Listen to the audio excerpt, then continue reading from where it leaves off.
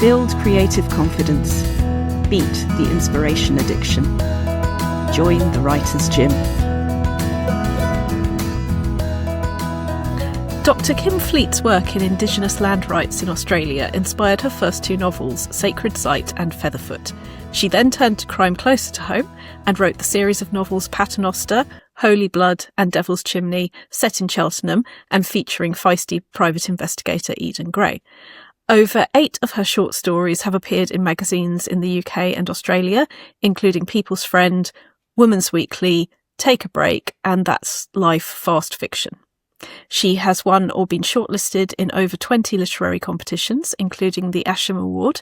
She's written 24 articles on social history, genealogy and well-being for magazines including Discover Your Ancestors, Family Tree magazine and Planet Mindful. She also wrote 2 monologues for the End of the Line podcast about women who choose not to have children. Kim has an MA and PhD in Anthropology and MAs in English Literature and Screenwriting. She enjoys gardening, patchwork, exploring old buildings and reading historical true crime, and you can find her on Instagram at Kim Fleet and Substack outbacktopaperback.substack.com. Kim, in our adventures as you're a member of the Writers' Gym, one of the things that I found out is that you changed the law in Australia, which hasn't made it to the bio. Yes, it hasn't made it to the bio because it was very much a team effort. But yeah, I was working in native title land rights in Western Australia. My background's in anthropology, and I had a particular interest in national parks, and my boss sort of put me in charge of our organisation's work in national parks in the whole of the Yamadji and Pilbara areas, which was absolutely massive. And at the time, Indigenous people in Western Australia had no rights over national parks that were in their traditional country. So in places like the Northern Territory, they had lots of rights, and there were places like Uluru and Kakadu where they owned the land that was a national park. But in Western Australia, they had to pay park entry fees. If they wanted to enter the national park, they weren't allowed to camp there, take in dogs. They weren't allowed to hunt or collect medicines, all sorts of things that Indigenous people want to do on traditional country. And I didn't think that was right. And I started working very closely with the conservation people who ran the national parks to say, look, I think Indigenous people should be involved, and they have lots of things to say about the way the land is managed. And actually, you've got the same interests in common. And this ended up with me being part of a small group of people across Australia who wrote a white paper saying, look, this is how joint management, where Aboriginal people are really heavily involved in the managing and control of national parks, this is how it could happen in Western Australia. And we had a deadline, and time ticked on and time ticked on, and the person who was supposed to be writing it didn't do it. So I wrote the white paper that went to the minister to say, this is what we think should happen. And a long time afterwards, it became law. How did you get from the white paper has gone into finding out it had become law? I was Googling it. I was seeing whatever happened to that? Whatever happened to that? In the meantime, what I'd done, okay, so let's just kind of salami slices. And so I was working with local conservation agencies, and they were writing a new plan of management, and very kindly said, would you like to write the Aboriginal components? I was all right, okay, let's just write this as a joint management plan. So I'll just knock that one off. Yeah, I was very feisty in those days. I sort of really passionately believed in the work that I was doing.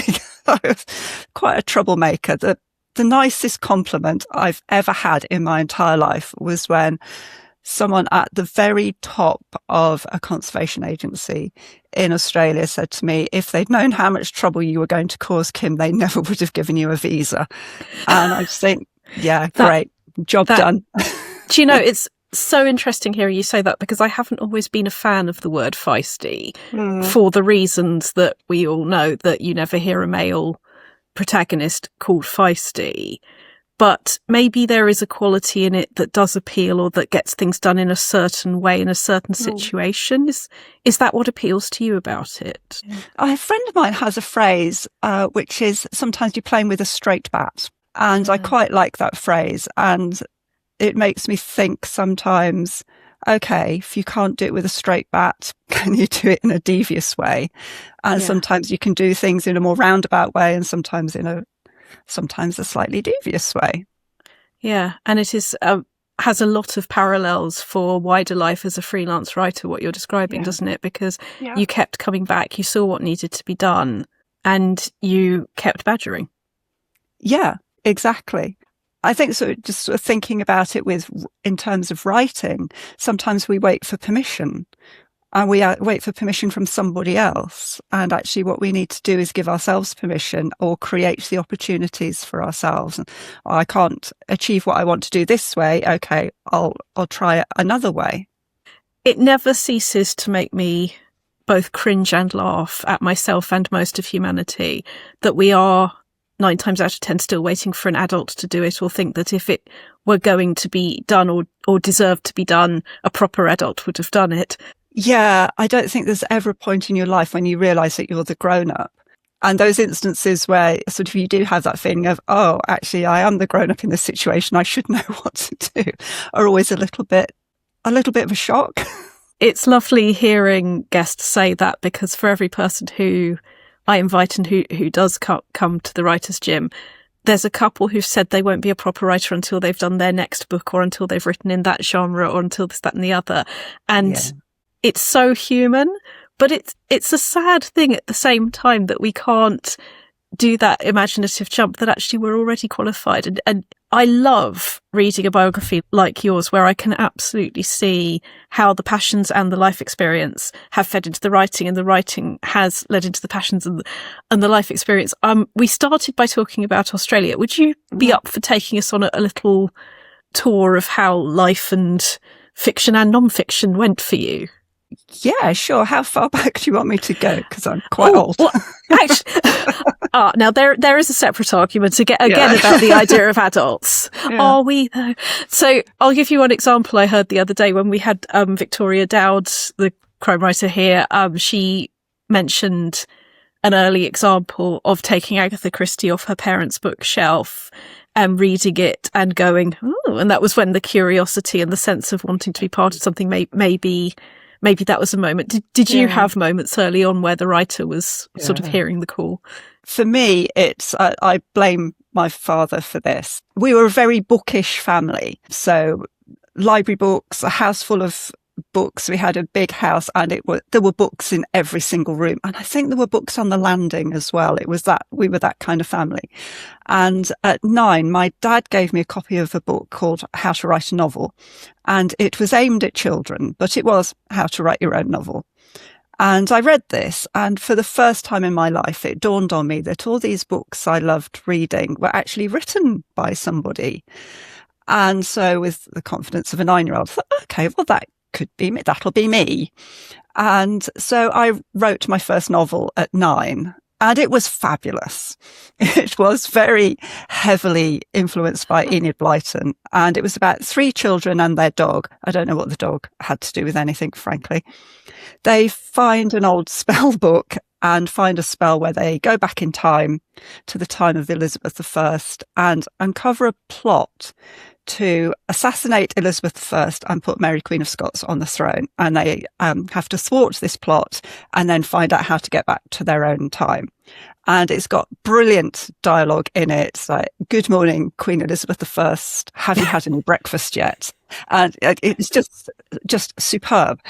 But I think it has kind of established this is the kind of writer I am. I like writing dual timelines. I like things happening in the past, and I like what if questions. Which are all such wonderful foundations, aren't they?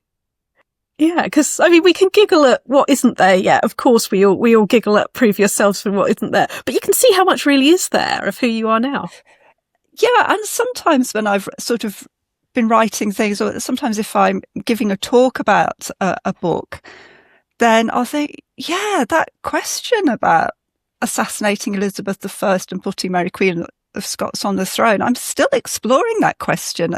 But this idea of what's happened in the past and how it influences or is still going on in some way in the present is something that I just write about time and time again.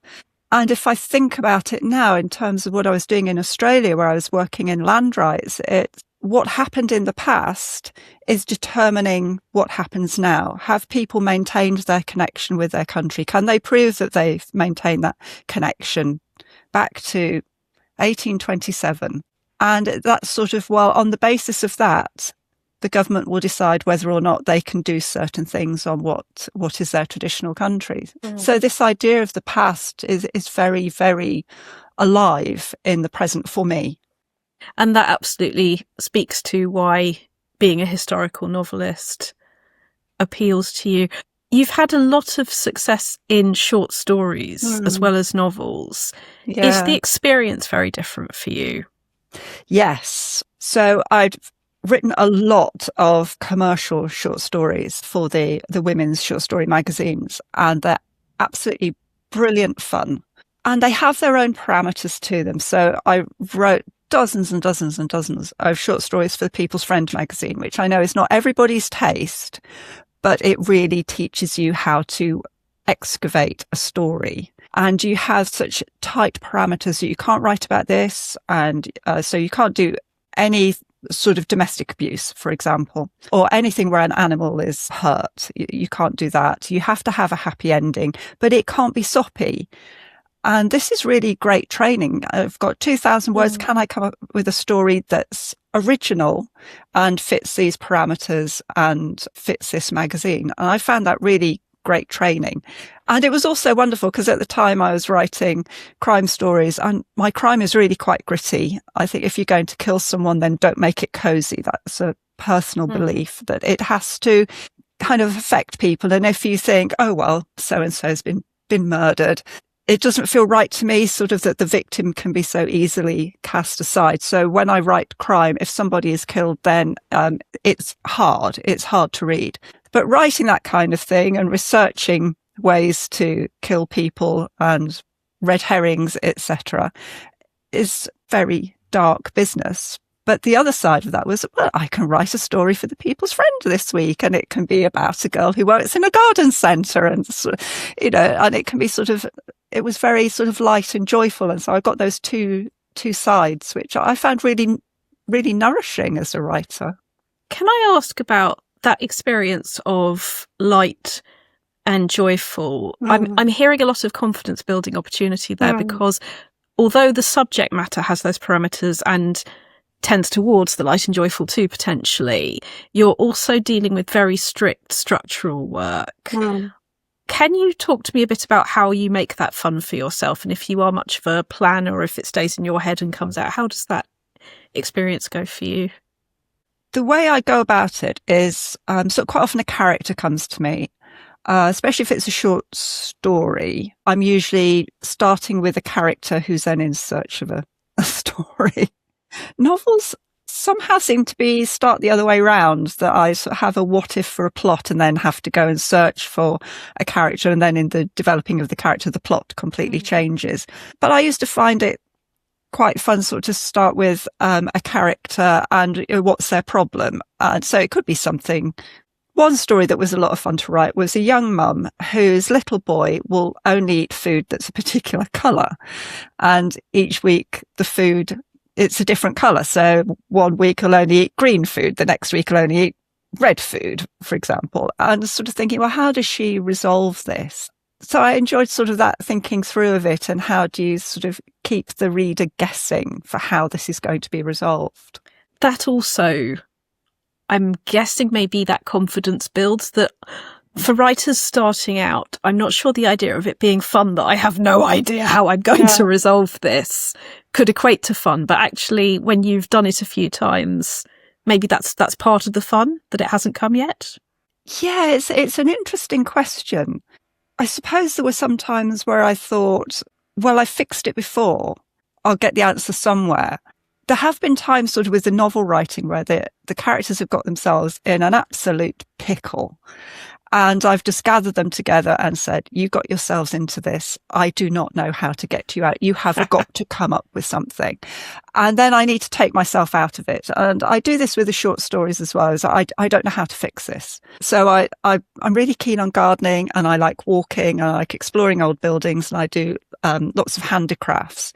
And there's something very repetitive and meditative about all of these hobbies. It just sort of creates a bit of space where the character's voice can sort of come in and say, oh, well, I could do this, or what if this happened? And just it starts to just sort of emerge. So a potential solution that then I can start playing with.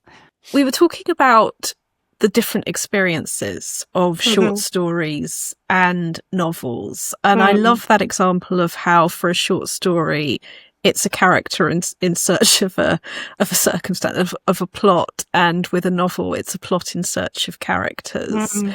It's really lovely the way that you clearly know that that is your process.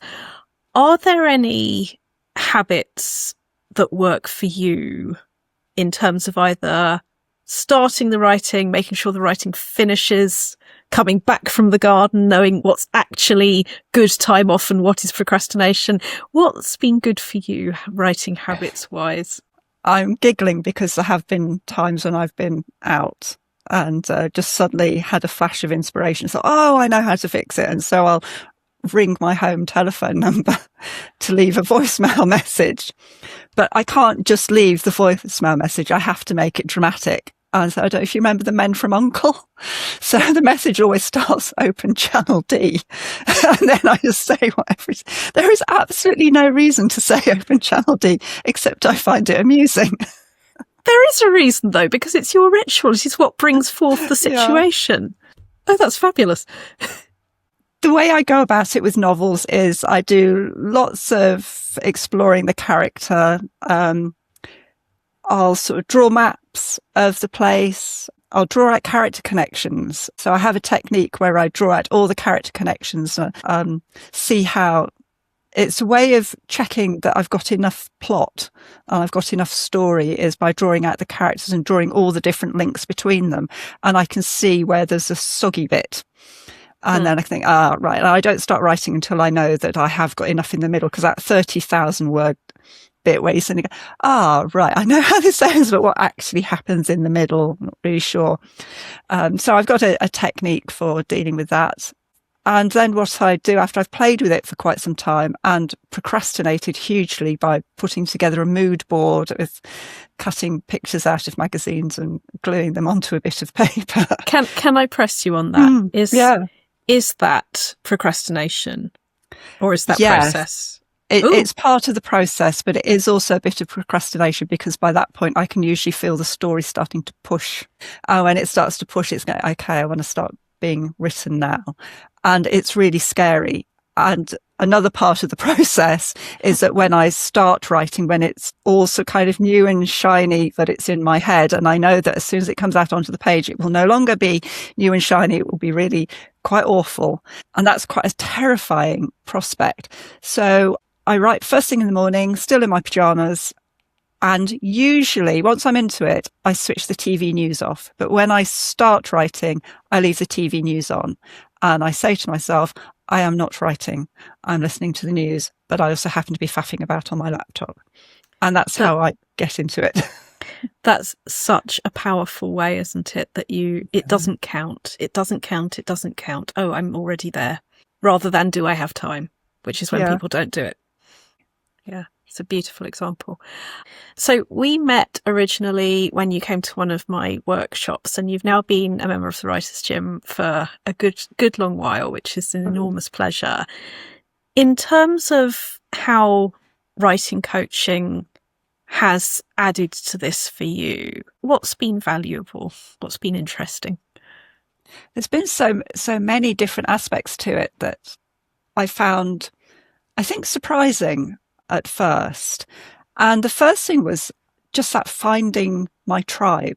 The writing sessions where we're sitting there all working on our own different projects, but it creates a safe place to sit and write, and knowing that other people are sitting and writing too. And that great sense of camaraderie in the group, that we're all cheering each other on. And it's a safe place to say, I'm really struggling, but also it's a safe place to say, hey, I've had a big win, because it's not always safe to say that. And you could say that to people and they don't actually understand what the big deal is. Oh, hey, I've had a story accepted. Oh, well, so what? You're supposed to be a writer, but actually every win is a win.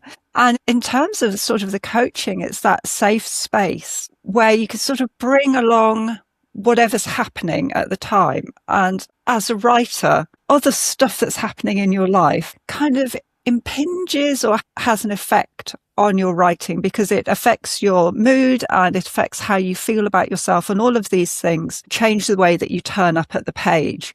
So a lot of the writing coaching experience has been about learning to sort of look at my own rhetoric. What is getting in my way? How am I standing in my own way?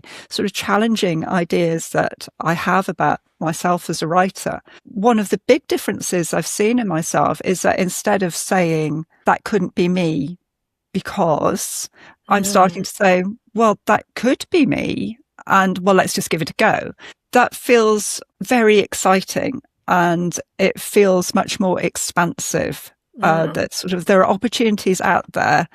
And it takes a little bit of courage to put your hand up and say, well, I would like to play over here and I would like to be considered for this. But actually, the fear of the fear, if that makes sense, is greater than the actual fear involved with pressing send. That once you've just go, no, I'm just going to do it. The fear in pressing send is a lot less than but what if they're going to, and there's sort of total tailspin you get yourself into.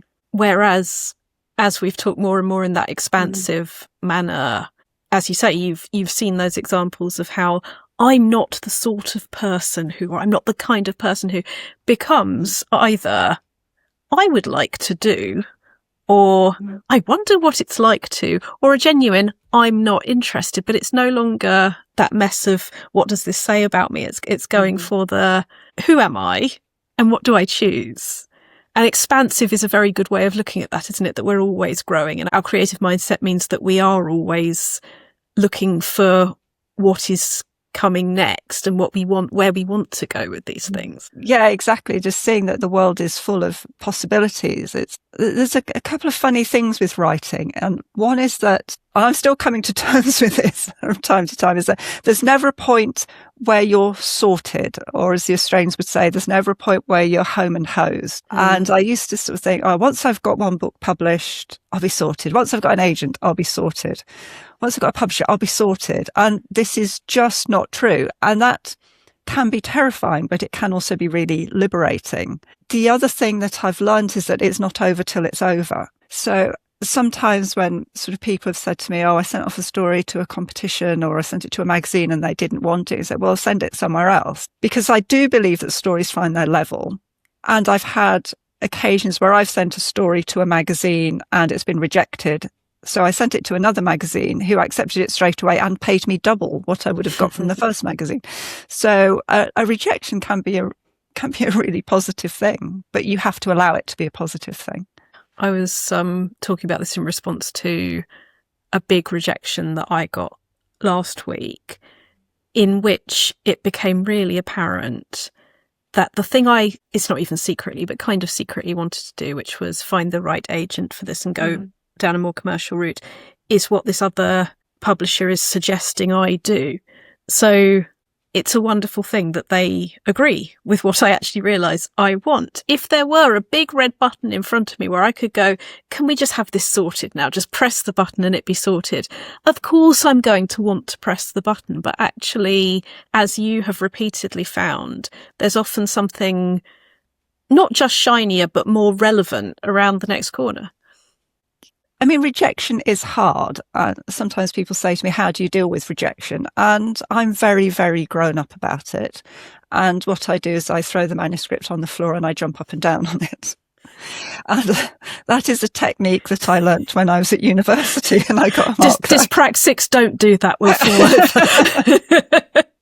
So when I was at university, if I wrote an essay and the mark I got I didn't think was high enough, or there was a comment on it that I disagreed with, I would just throw it on the floor and jump up and down on it.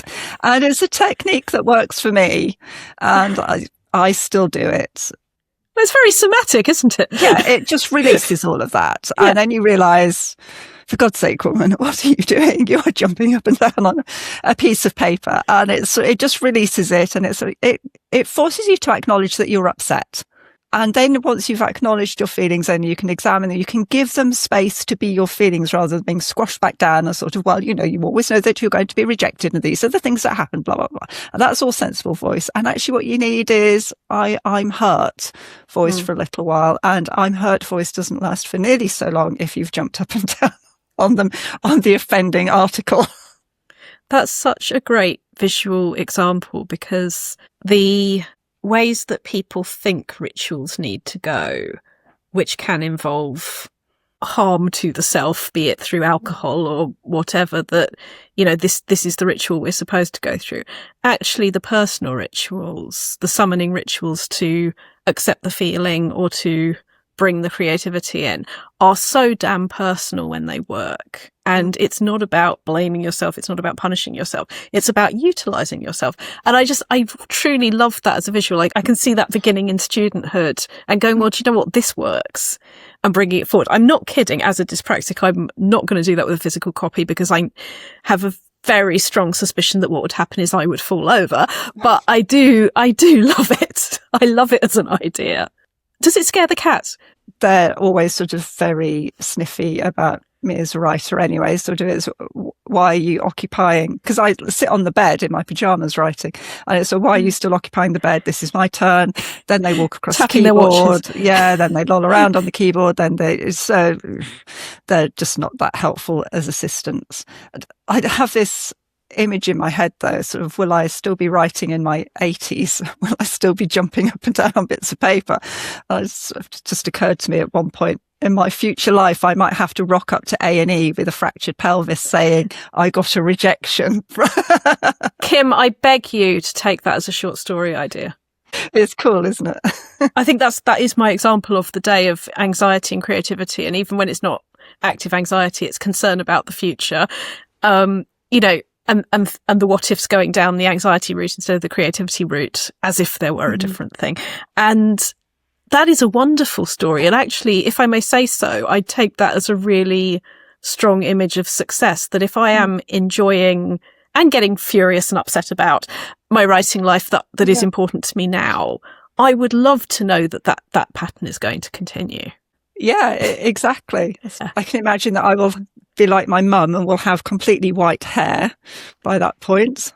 But yeah, the thought that I'll still be able to jump up and down and we'll still be writing and we'll still be thinking of ideas and we'll still obviously think that I know better than any publisher. It's just really appealing. That is a strain that I think we all need to keep tuned, because there will be rejection, because we won't be suitable for everything, or just plain numbers mean that we don't get everything. But that sounds so damn healthy. You came to Substack relatively recently, and you and I have talked about this within sessions. Do you want to tell people a little bit about that? I was looking for a platform where I could just write about what I was interested in, and just sort of to express some ideas about things that are happening to me, and also just to tell some fieldwork stories, frankly, because I lived in Australia in some very remote communities for 5 years altogether. And it was a very interesting experience. And I just wanted to sort of share some of those stories and then sort of reflect on writing life. And it's a bit of a commonplace book, really, in that it's just, what am I interested in at the moment? Okay, well, it's my Substack. I'll write about it. And as well as Substack, another thing that is relatively new, or I don't know if new, but you've taken new steps with, is your career as a manuscript advisor and editor. And I mean, like me, you are an active poster girl for the Jigsaw career, that, we are writers, we have editorial or coaching or other hats going on. Yeah. It would be lovely to hear a little bit about how your writing life works, because writing is a big part, but it's not the only part. Do you want to talk about all of the other bits? Yeah, well, so like many creative people, I do lots of bits, and I find that sort of for writing a novel or short stories, there are only so many hours in the day that I can have that level of creativity and just pure concentration on it, and that my brain needs something else to think about. And so I do some book coaching, typically with business owners who want to write a book as part of their marketing toolkit or to reach more clients than they could working one-to-one. And I started doing that a few years ago, and clients were saying, oh, well, I've written something, but I don't know if it's any good. Could you have a look at it? And so I started reading manuscripts and offering feedback. And this has sort of developed into offering my services as a developmental editor for nonfiction. And I love nonfiction because it's the structure of it. It's that analytical part of my brain that gets to look at a manuscript and say, okay, this is what it's trying to do. Is it achieving that? How is the structure supporting it? Where could it be strengthened? Where's it looking a bit thin in the argument? And how could that be addressed? Then, of course, there's the challenge of how do you express that in a way that the author thinks, I know exactly what she means. I do have some material and I can add that. So it feels like a very nurturing process, that there's two people almost with this newborn baby that is the manuscript, and there's the author and there's me saying, okay, so this is how we look after it and how we make it grow up big and strong. And as ever, it's working so much from the objective of the client. You first need to know, as you say, what is this here to do? And then how can I help you narrow the gap between what's in your head and what's on the page? Yeah, it's very interesting working with business owners because the creative blocks that they have seem to be quite different to the creative blocks that fiction writers have. So the fiction writers are quite often, it's sort of who am I to tell this story? Who am I to think of myself as a writer or an author? Whereas the business people can be sort of a much more straightforward in a way. It's sort of, well, how do I start? And what do I put in my introduction? And what are my options for publishing? And do I need an ISBN? And so it's all sort of nice kind of structural and practical issues and that we're looking at to work out, what's the best solution for them. And it makes a really nice contrast to the creative writing that I do sort of first thing. It's a good reminder, isn't it, that different people's blocks are about different things. And if we can hear that they don't have our block, for example, but we can see what theirs is about, we can make that imaginative or that faith jump that if that is a dissolvable block, maybe mine is too, and on with the show. Yeah, it's a good way of looking at it, actually. That sort of if you were a business person looking at yourself as the creative writer, that they would be saying, well, just write it. A director I assisted many, many years ago told me that a director's job was to find 101 ways of saying no to an actor without ever saying the word no. That may be discourteous because the thing that I do, as you know, is I want to get in that person's head and help them get from where they are to where they need to be. And I truly believe he meant exactly the same thing in different words. But the thing is that it's finding the yeses. It's finding a point of curiosity or truth that you can work from, isn't it? And I have experienced that you are very good at finding that with people. You look at it and you see what it's trying to say, and you're very clear if you don't think it knows what it's trying to say yet. It's just good fun. I mean, sort of ideally everybody would do work that they find fun and engaging, but I'm particularly lucky with the editing that I find the manuscripts absolutely fascinating, and the clients are all interesting people with lots of really useful and helpful things to say, and I get to help them say those things out in the world, which is a real privilege. Brilliant. Do you want to say where the website is? The website is very, very complicated because it's just drkimfleet.co.uk. Wonderful. And we will put that in the notes in the podcast as well. Put that in the show notes. I do have a story about meeting a fan once.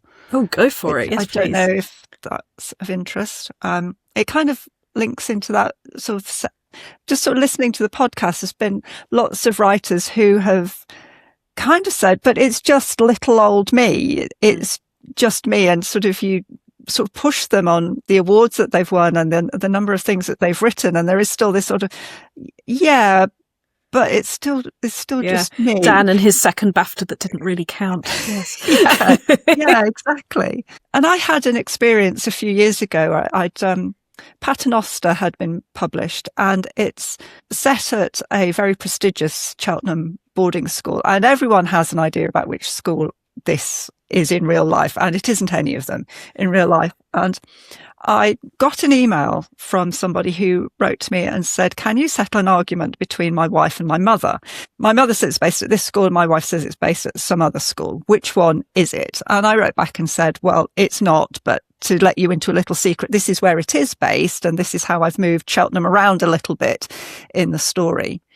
And then my second book came out, Holy Blood, and I had a book launch for it. So I emailed this person and said, oh, you're very kind of very interested, and there's a book launch and it's free to come along. You don't have to buy the book, but it would be really nice to meet you if you'd like to come along.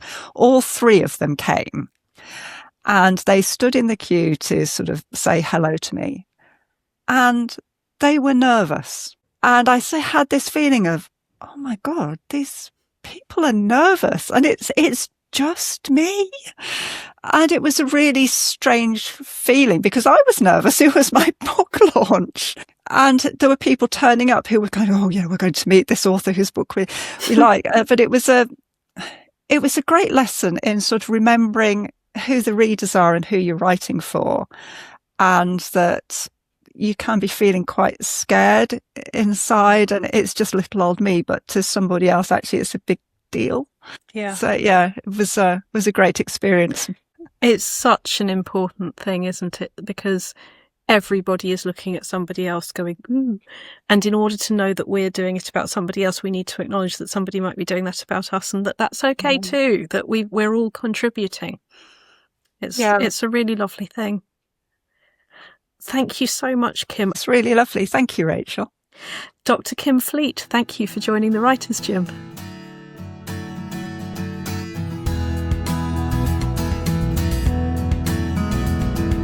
You've visited the Writers' Gym with author and coach Dr. Rachel Knightley. Production and sound design are by Ashley Lexine, and theme music is by Chris Gregory.